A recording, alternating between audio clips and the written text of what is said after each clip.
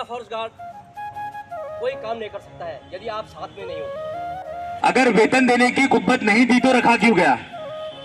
जब किसी की 12 बजानी होती है तो सब जो है तीनों की पुलिस एक साथ खड़ी हो जाती है। तो मतलब जो हमारे साथ ऐसा छल कपट कर रहे हैं, ऐसा हमारा शासन प्रशासन जो बैठा हुआ है उनकी अगर 12 बजानी है तो हम सबको एक साथ खड़ा होना पड़ेगा। हेलो दोस्तों, नमस्ते, प्रणाम। कैसे हैं आप लोग? उम्मीद करते हैं आप सब बढ़िया होंगे और हम भी बढ़िया हैं। तो चलिए दोस्तों, फिर से स्वागत है आपका हमारे यूट्यूब चैनल आरती सानवी ब्लॉग उत्तराखंडी में। और आज के ब्लॉग की शुरुआत हो रही है हमारे देहरादून शहर से। हम आ रखे हैं आज अपने कुछ ऑफिशियल काम से और यहीं से आज की ब्लॉग की शुरुआत हो रही है। तो चलिए वीडियो में बने रहिए, हम आगे का सफर आपको दिखाते हैं। और मेरे साथ आ रखे है मेरे साथी, ये है लक्ष्मी बहन, ये है आरती बहन, और ये है मीना बहन, और ये है पूनम दीदी, और ये हूँ मैं। तो हम पांचों लड़कियां आ रखी है रुद्रप्रयाग से देहरादून। हम कल आए थे तो आज रात को हम रुके हैं यहाँ पे गणेश होटल, रिस्पना पुल के पास में है। तो ये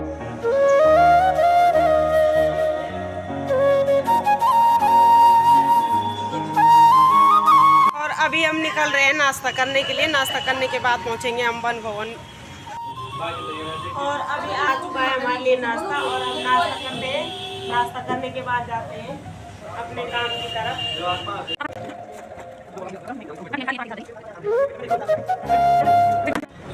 और अभी निकल चुके हैं हम अपने होटल के रूम से और अब पहुंचेंगे हम वन मुख्यालय कार्यालय देहरादून में।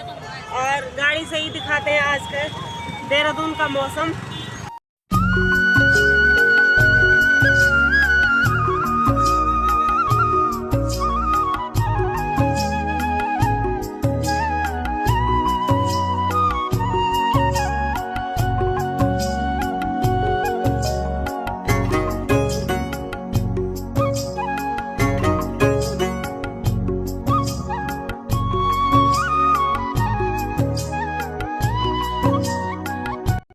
तो दोस्तों, अभी पहुंच गए हम अपने स्टेशन पे उत्तराखंड वन मुख्यालय देहरादून में।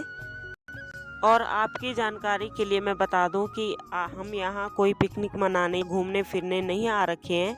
हम यहाँ आ रखे हैं आउटसोर्स और उपनल जो कर्मचारी संगठन है, एक संगठन के रूप में हम यहाँ आए हैं और अपनी जो समस्या है उसके समाधान के लिए आए हैं। और ये समस्या मैं आपकी जानकारी के लिए बता दूं कि ये समस्या भी खुद हमारी सरकार और जो हमारे शासन प्रशासन है उन्होंने खुद उत्पन्न करी है।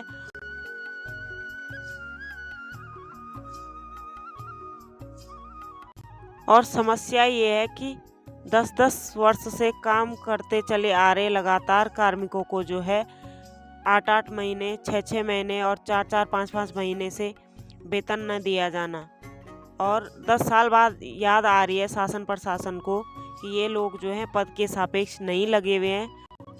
तो चलिए अब आगे के कार्यक्रम में भाग लेते हैं और आप भी हमारे साथ वीडियो में बने रहिए और कमेंट ज़रूर कीजिए कि क्या शासन प्रशासन हमारे साथ अच्छा कर रहा है। आज एक विषय खड़ा कर दिया कि कर्मचारी जो पद के सापेक्ष होंगे वेतन केवल उन्हीं का आरित होगा। अब बहुत सारे पद जो हैं वो मृत हो गए। जो मृत पद हैं उनके लिए कैसे कह सकते हैं कि ये पद के सापेक्ष होंगे? जैसे समूह ब्याह के पद। अब बात क्या आती है कि समूह ब्याह के पद ये मृत हैं, अन्य पद चलो वो जीवित हैं, तो पद के सापेक्ष कैसे होंगे? लोग कैसे पद के सापेक्ष होंगे? तो यहाँ पर जरूरी है कि स्टाफ पैटर्निंग को सुधारा जाए। स्टाफ पैटर्निंग सुधारने का मतलब ये है कि जब अधिकारी है उसको सैलरी है तो उसके लिए स्टाफ की भी आवश्यकता है, तो उनको आउटसोर्सिंग ना करके हमें ये होना चाहिए कि उन पदों पर अब जो लोग और लंबे समय से आउटसोर्सिंग के माध्यम से ही कार्य कर रहे हैं। क्योंकि 10-10, 12-12 साल बीत गए। कहीं ना कहीं ये बताया जाता है कि उमा देवी है जो कोर्ट का जजमेंट है उसके बाद से कर्मचारियों को बैकडोर अपॉइंटमेंट नहीं दिया जाएगा। मगर जो यहाँ पर जितने भी कर्मचारी हैं उनका कोई बैकडोर अपॉइंटमेंट नहीं है, क्योंकि एक प्रक्रिया के माध्यम से आए। उनकी जो एजेंसी है वो उपनल है और उपनल के माध्यम से लोग प्रायोजित करेंगे जो कि सरकार के द्वारा ही गठित करी गई है। अब बात ये आती है कि हम लोगों का अधिकार कितना है, हम लोगों को अधिकार मिलेगा कैसे और क्या होना चाहिए स्टाफ पैटर्निंग में? स्टाफ पैटर्निंग में होना चाहिए कि वन विभाग में आज भी इतने पद खाली हैं कि अगर 2000 पदों की बात करी जाए तो 5-6 हज़ार भी पद अगर कर दिए जाए तो कमी नहीं है, क्योंकि यहाँ वार्ता में एक बात निकली है, वन विभाग एक ओपन है, खुला है बिल्कुल। इसकी चौकीदारी कौन करेगा? बीट सहायक करेंगे, वन रक्षक करेंगे। ऐसे लोगों की आवश्यकता हमेशा रहेगी, और अगर ऐसे लोगों की आवश्यकता नहीं है तो 5-5, 6-6 पीसीसीएफ क्या करेंगे? यहाँ बैठ के वो वनों की रक्षा कर लेंगे? नहीं कर पाएंगे। या वो यहाँ बैठ के कंप्यूटर ऑपरेटर के काम कर लेंगे, या यहाँ बैठ के कोई टेक्निकल काम कर लेंगे? तो नहीं, लेकिन जो भी कहूँगा सच के साथ कहूँगा, जो कहते हैं ना ठीक है। पहले तो आप लोग का बहुत बहुत धन्यवाद, क्योंकि जो उपनल कर्मचारी सब लोग इधर पे हैं, पूरे उत्तराखंड में जहाँ जहाँ फैले हुए हैं, तो याद रखना अगर कोई इतिहास चेंज करेगा तो उस इतिहास के पन्नों में आप सबका नाम आएगा वहां पे।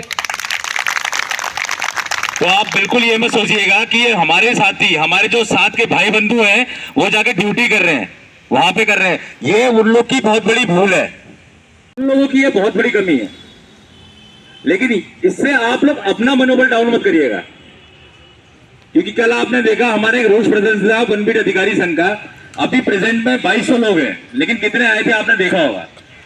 अगर वेतन देने की कुव्वत नहीं दी तो रखा क्यों गया? बात अगर उसी समय मना कर दी जाती कि आपका वेतन नहीं मिलेगा, आप आज ही बाहर जाइए, क्या आप लोग जबरदस्ती रुके हुए थे? एक आवाज में बताइए। नहीं रुके हुए थे ना। तो देखिए, हम लोग भी कुछ हमारे जो संघ के संविधान है उन सब चीजों से हम लोग भी बाध्य हैं। तो हमारे थ्रू कल आपके संगठन के माध्यम से मुझे पत्र मिला जिसमें आपके सहयोग के लिए हमको बोला गया। देखिए, हम लोग आपस में जो हम फील्ड कर्मचारी हैं, हम कभी नहीं चाहते कि हम वन विभाग का कुछ बुरा हो या फील्ड में कुछ गलती हो, चाहे हम आप लोग यहाँ, मैं बिल्कुल मैं तहे दिल से बोलता हूँ, मेरे को विश्वास के साथ मैं ये बात बोल रहा हूँ, अगर आप लोग यहाँ बैठे भी हैं तो आपको अपने कार्य क्षेत्र की भी चिंता है सभी को? बिल्कुल है ना। जिससे हमारा परिवार चल रहा है, जिससे हमारी रोजी रोटी चल रही है, जिससे हमारा समाज में नाम है, उस चीज की हम कभी नहीं चाहते कि उस चीज की कहीं बुराई हो या उस चीज का नेगेटिव आगे किसी पे मैसेज जाए। भले ही आप लोग, हम लोग यहाँ बैठे हुए थे, लेकिन हमारा एक दिल, एक हमारा दिमाग हमारे कार्य क्षेत्र में ही था कि वहां हमारे बिना क्या हो रहा होगा, कैसे काम चल रहा होगा। लेकिन इस बात को समझेगा कौन? जब हम तहे दिल से यहाँ लगे पड़े हैं, आपके लिए दिन रात मेहनत करने के लिए तैयार है, तो हमको हमारा मेहनताना क्यों नहीं दिया जा रहा है? जो हमारी रुकी हुई तनख्वाह क्यों नहीं दी जा रही है? ये एक बहुत गलत बात है। हमारी वनविभाग अधिकारी संगठन की जब भी मीटिंग होती है, बैठक होती है, जल्द से जल्द होने वाली है, उसमें हम इस बारे में विचार विमर्श करा जाएगा। हमारे लेवल से, हमारे तरफ से, वनविभाग अधिकारी संघ की तरफ से जितना भी जो कुछ भी हो सके, वनविभाग अधिकारी संघ आपका पूर्ण समर्थन करता है। इसी के साथ मैं अपनी वाणी को विराम देता हूं। जय हिंद, जय संगठन, धन्यवाद। सबसे वन विभाग का सबसे गरीब और सबसे छोटे तबका के जो कर्मचारी हैं वो आउटसोर्स उपनल वाले हैं। और मैं आपको याद दिला दूं कि विभाग आप लोगों के बिना कोई काम नहीं कर सकता है। मैं आपको विश्वास दिला रहा हूं, कहीं फोटो स्टेट करनी है तो बिना आपका नहीं होता है। कार्यालय में, फील्ड में जाओ, बिना फर्स्ट गार्ड बिना अकेला फर्स्ट गार्ड कोई काम नहीं कर सकता है यदि आप साथ में नहीं हो। विषम परिस्थितियों में, बहुत विषम से परिस्थितियों में आप विभाग का सहयोग करते हैं।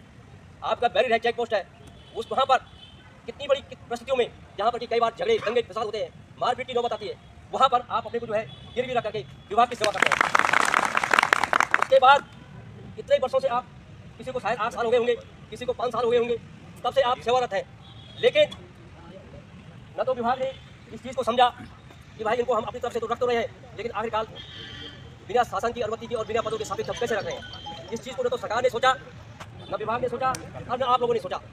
आज जब आपकी वेतन रोकने की नौबत आई, तब आप एकत्रित हुए, तब आपको एहसास हुआ कि हम किस जगह पे हैं। साथियों, मैं आपको बता दूं, वर्तमान सरकार, ये सब जानते हैं, वर्तमान सरकार कर्मचारी विरोधी सरकार है। इस सरकार ने तमाम जितने भी सरकारी संस्थान थे, आपका जो है IDPL, आपका ये क्या कहते हैं इसका नाम, डील, रक्षा मंत्रालय, ONGC, सबको बेच डाला है। सारे कर्मचारियों को जो है BRS देके घर भेज दिया, और वहाँ पर आउटसोर्स के कर्मचारी अपने ठेकेदार ला रहे हैं। केंद्र के मंत्री, केंद्र के जितने भी हुए हैं, वो अपने ठेकेदारों को बुला रहे हैं, और ठेकेदारों के माध्यम से जो है यहाँ पर कर्मचारी कर रहे हैं। आप लोगों को गुलाम बनाया जा रहा है। तो मैं यही कहना चाहूंगी कि हम लोगों को एक परिवार की तरह रहना चाहिए, एक घड़ी बन के रहना चाहिए, जिसमें जो है 3 सुई होती है। हर सुई का अपनी अपनी भूमिका होती है, भले कोई छोटी हो, कोई बड़ी हो, कोई सेकंड हो, कोई घंटे की हो, कोई मिनट की हो। लेकिन जब किसी की 12 बजानी होती है तो सब जो है तीनों की सुई एक साथ खड़ी हो जाती है, और मिल के ही वो 12 बजाती। तो हमको भी इन ऐसे मतलब जो हमारे साथ ऐसा छल कपट कर रहे हैं, ऐसा हमारा शासन प्रशासन जो बैठा हुआ है, उनकी अगर 12 बजानी है तो हम सबको एक साथ खड़ा होना पड़ेगा और एकजुट होके हमको जो है एकजुट होके एक ही बात रखनी पड़ेगी। जब तक हमारी समस्याओं का समाधान न हो पाए तब तक जो है हम लोग कार्य बहिष्कार पे रहेंगे। और आप लोग भी हमारा सपोर्ट कीजिए कि क्या हम ये लड़ाई सही लड़ रहे हैं और इस लड़ाई को लड़ने में हमारी सफलता होगी। कमेंट ज़रूर कीजिए और इस वीडियो को ज़्यादा से ज़्यादा लोगों को शेयर कीजिए कि क्या शासन प्रशासन हमारे साथ ये अच्छा खेल खेल रहा है।